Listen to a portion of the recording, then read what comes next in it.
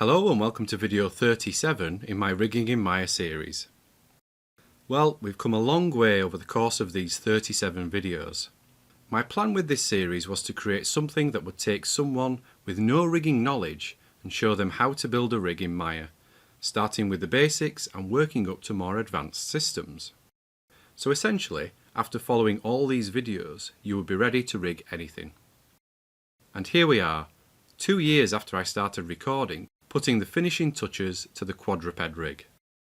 It's been fun, but before we all get emotional, let's go over the rig again, updating the controls and locking things down so this dog can finally be animated. Before we start work, I wanted to ask you something. Are you enjoying these videos and would you like to see more? Well, if so, there are a number of ways you can help support future content. The first is to simply head over to my Ko-fi page and treat me to a coffee to say thank you. The second is to head over to the antCGi store. Here you can download the assets for each of my courses, but don't worry, there are plenty of free downloads available too. The third way you can help is to join the antCGi club. Membership starts from as little as 99p a month, and in return you can earn yourself some exclusive rewards. These include member-only videos, a limited edition antCGi pin badge, and a discount on all antCGi merchandise. There are a few ways you can join. The first is to simply click the join button below this video and become a member of this YouTube channel. The second is to head over to my Patreon or Ko-fi pages and become a member there. So there you go, the future of this channel and its contents is in your hands. To get more information on how you can help, follow the link on the screen or in the description below. Okay, let's dive in. So here we have the rig. Let's hide the systems and see what we have. Okay, so we have these controls here, which are effectively tweak controls. You see, we can use them to tweak the shape of the leg. So we don't need these to be visible all the time. If we look on the root control, we have these attributes which we used to hide the main tweak controls. So what we can do is connect these to these controls. Open the connection editor and make sure the root control is loaded into the left side. Also show all the non-keyable attributes. So we can see the front leg tweak attribute down here. Let's change this so we can see the other tweak controls. So it makes sense for us to hide these with the other tweak controls as they essentially do the same thing. Let's find them in the outliner and select the others and pick walk up to select the offset groups. Now load these into the right side of the connection editor and simply connect front leg tweak to each one's visibility attribute. So if we hide those now, we are left with a much cleaner leg rig, leaving visible just what's needed. The animator won't need the tweak controls all the time, so it makes sense to have the option to hide them. Okay, so the controls are currently red, so let's change the colour so they match the other tweak controls.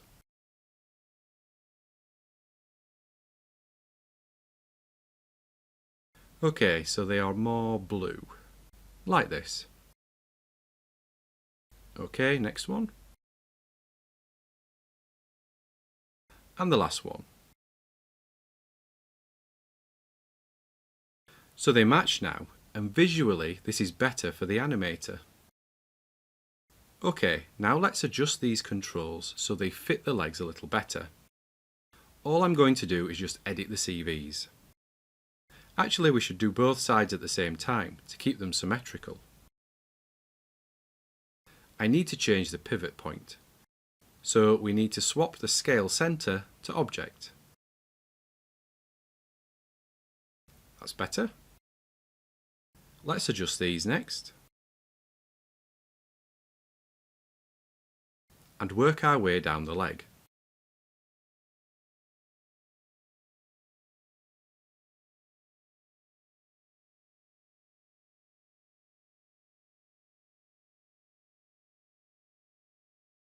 Much better. Let's hide the tweak controls now. So that's the IK updated. So we also need to check the FK controls too. So switch to those. There's a bit of movement with the paw when switching between IK and FK. I'll check that out after the video and update it in the source files. Okay, so the hot control is still visible, but this is an IK control, so we need to hide that when working in FK. Open the connection editor and load the left leg front control into the left side, so we can see the IK-FK switch attribute. We now need the hot controls offset group, so load that into the right side and connect IK-FK switch to its visibility attribute. That's now only visible when working in IK. Good. We don't want to confuse things by leaving controls visible when they shouldn't or can't be used. Okay, so I will update the other legs a little bit later on. Now let's look at locking down some attributes. So the paw control here should only be moved forwards, backwards and side to side, because this controls the foot roll and the foot bank.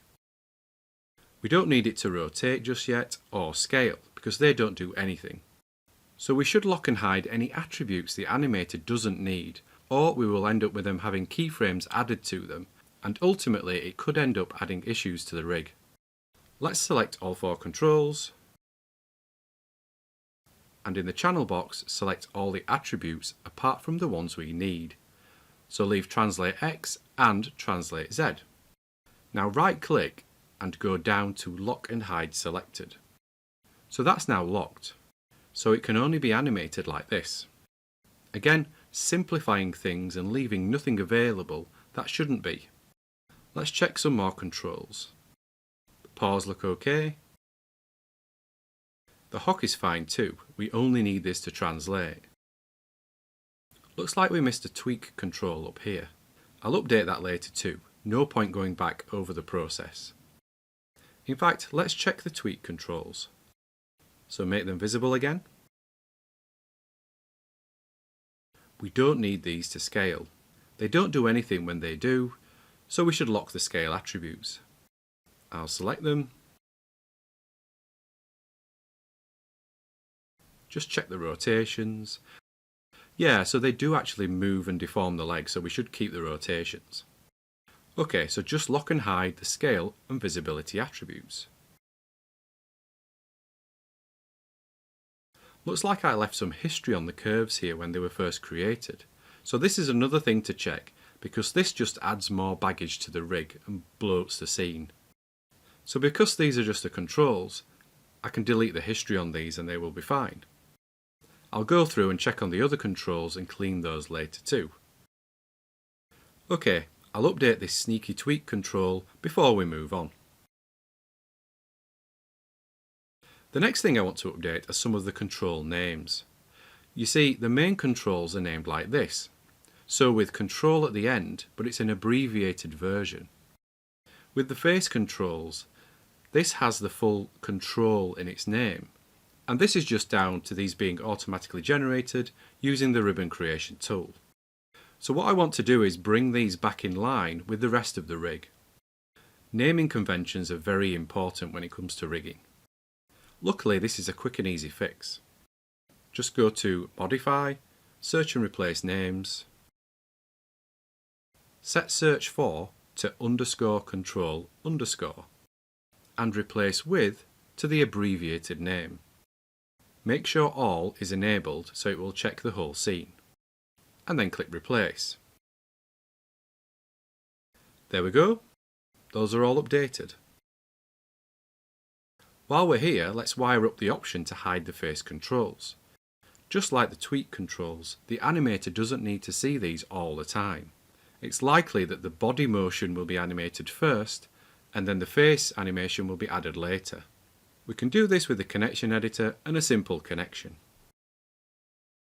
So here we have the face controls attribute. Let's find the face controls. Okay, good. We can just connect it to this group's visibility attribute. The problem is it's locked at the moment, but we can unlock it with the Channel Control tool. Go to Windows, General Editor, Channel Control.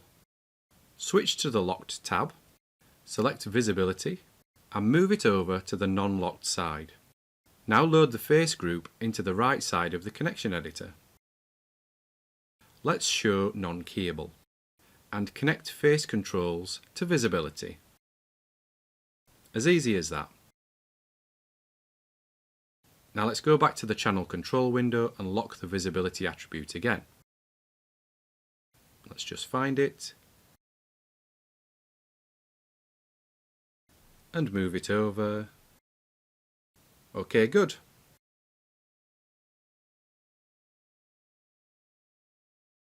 We can now show and hide the face controls. It's just a little thing, but it can make a big difference to how usable your rig is. Okay, it's time to start locking things down now. With the rig in its current state, the animator can select anything, so they have access to the IK handles, the joints, and everything else. If they accidentally started to animate these or added keyframes to them, the rig would simply break. Now we've already added the ability to hide the base systems with these attributes, so they can be tucked away and kept out of sight. So let's hide them now and see what we are left with. Basically, the models and controls, which is exactly how it should be. Let's take a peek in the outliner and see what's sitting under the root control. So here we can see all the controls, offset groups, and a whole host of other things. At the moment, an animator could select a control, pick walk up, and then be animating with the offset group instead of the control. Now this brings up all sorts of issues, so the offset groups need locking. We've been doing this with some of the systems as we've worked, like here, but we need to be sure everything is locked. Obviously, it's a simple task of selecting the group, selecting the attributes, and going to Lock and Hide Selected. So nothing too tricky. Another reason we need to lock things is because when an animator wants to quickly set a key on all the controls, they often select the root control, select the hierarchy, and then press S to set a key. So these are marked red now to say they have a keyframe. Selecting the hierarchy just means that they have put the keys on the constraints, on the offset groups, and here we have ended up with two influencers on this group, a constraint and a keyframe. So the result is a pair blend node, and this just lets you switch between the constraint and the key, but this can also break how the rig works. There are these groups too, and the reverse foot joints, so you get the idea. So basically, this is bad. Right, let's undo. Now the problem is, with this rig being as complicated as it is, we have lots of things to check. So this is where a handy script can help. So here is a quick one I created to go through and lock all the key elements for us. Up here we have a locked and keyable variable. These control whether we want them locked or not, so you could use this script to unlock things as well. So you can change these as you need, and they just affect the attributes down here. So they're just replacing the zeros and ones you would normally put. Here is a list of all the things we want to look for. So we want to look for all the groups which are named _grp, everything with IK handle in its name, and offset groups, and a host of other things. But you can add more to this list if needed. This line will work through each item in the search list, and this will list everything that matches. The last section will then go through that list and lock all the attributes for us. So all I need to do is select this and run it to quickly lock everything. Now obviously there will be some attributes left over, so make sure you double check and lock where needed. One thing to note is to make sure there are no clashing names.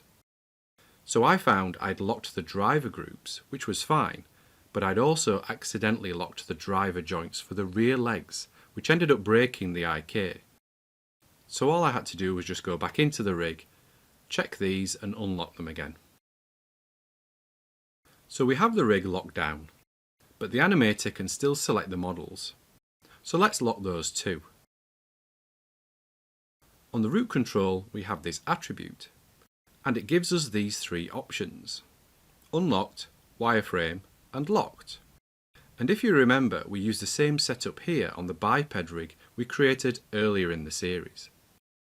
These will basically tie up with the main model display options. First, select the model and go to the attribute editor. We need to make sure that Enable Overrides is checked under the Drawing Overrides tab. You will notice that on this model, the display type is set to reference, and I suspect we've already connected this earlier in this series, so I apologise if we're just going over stuff that I've covered before. We do need to make sure all the models have been updated though. So let's go through the rest.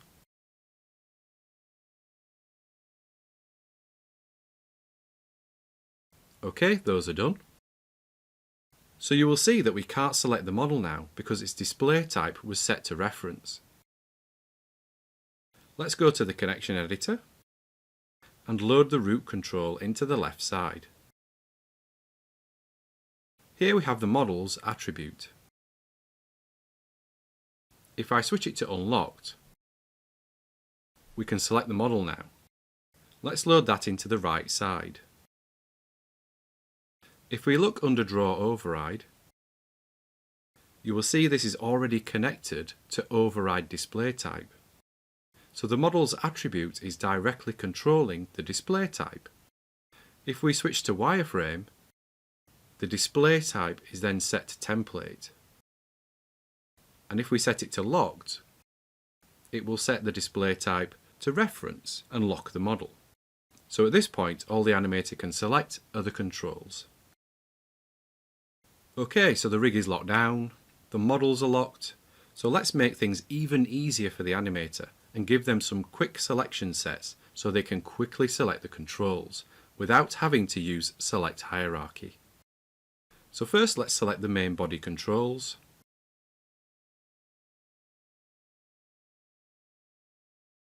I'll just switch to Wireframe. So make sure we add both ear controls.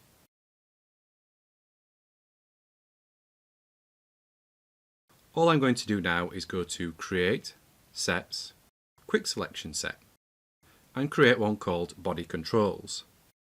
Easy as that. So all the body controls are in here now. It's worth checking we didn't accidentally select anything we didn't need. Ah yes, these don't belong here. All I need to do is right click, go to Sets, and then I'll just move up here so you can actually see the menus. Okay, go to Sets, and then Remove from Set, and then Body Controls. It's important to also add in the IK controls too. So we can right click in the outliner and go to Add Selection to Set instead. We will need the Dynamics controls too. So let's show those, select them, and add them to the set. So now the animator can use Select Set Members to quickly select the body controls. Obviously, we also need to add the FK controls for the legs and tail, plus any other hidden controls. Okay, let's create another for the face. So, select the controls for the face, including the eye controls, and create a new quick selection set for those called Face Controls. Okay, just check the list. Okay, now add the IK controls too.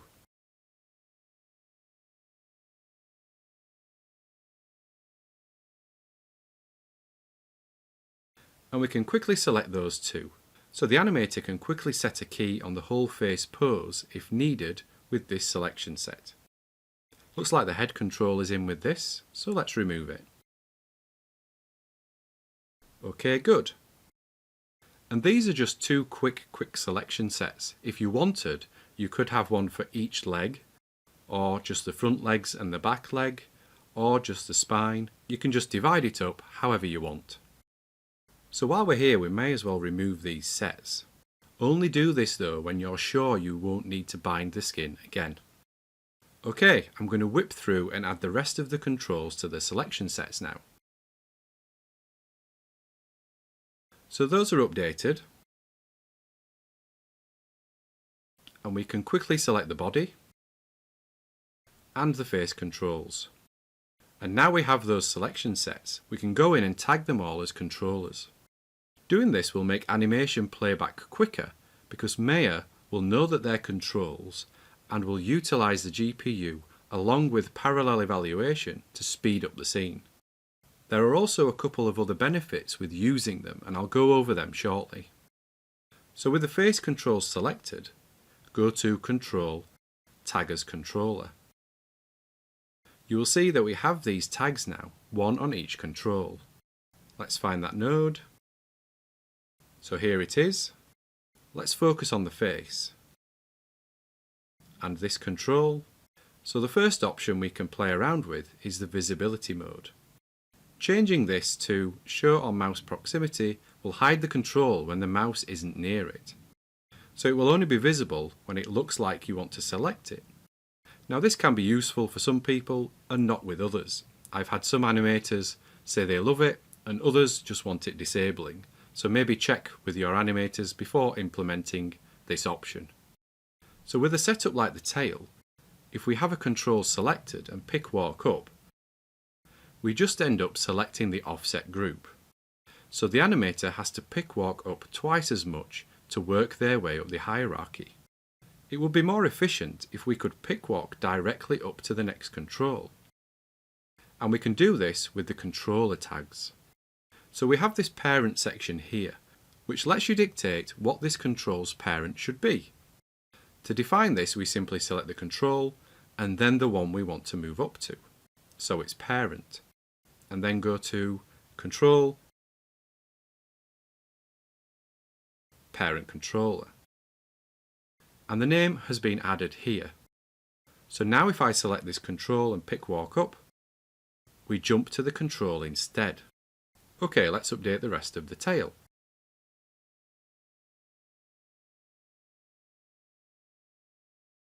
And there we go. We can pick walk up and down it. So this is something else you can add into your rigs, and are especially good with FK chains. So what I'm going to do now is I'm just going to pause the video and I'm going to work through all those elements that I kept referring to in the video where I said that I would update them later. And I will be back in a sec.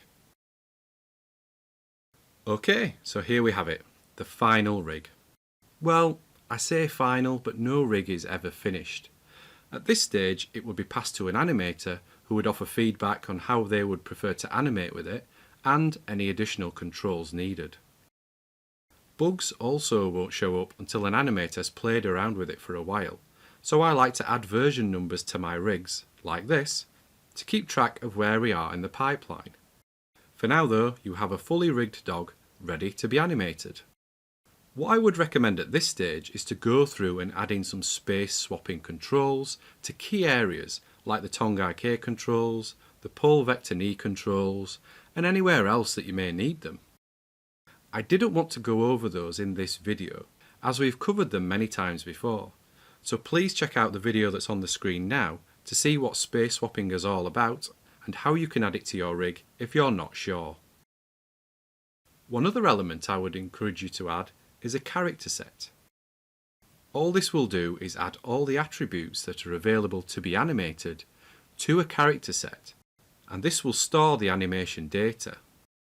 This is good for transferring animation between rigs, and also using the clip editor and the time editor to string different clips together to form an animated sequence. So to create a character set is quite easy. We just select the controls, and then we go to Control, Create Character Set, and open the options. And in here we can specify what elements from the channel box we want to be included, we can give it a name, and then we just create it. So, with this we have come to the end of this first chapter in the Rigging in Maya series. But don't worry, there is a lot more to come, including a modelling in Maya and an animating in Maya series, which I have planned for some point in the future.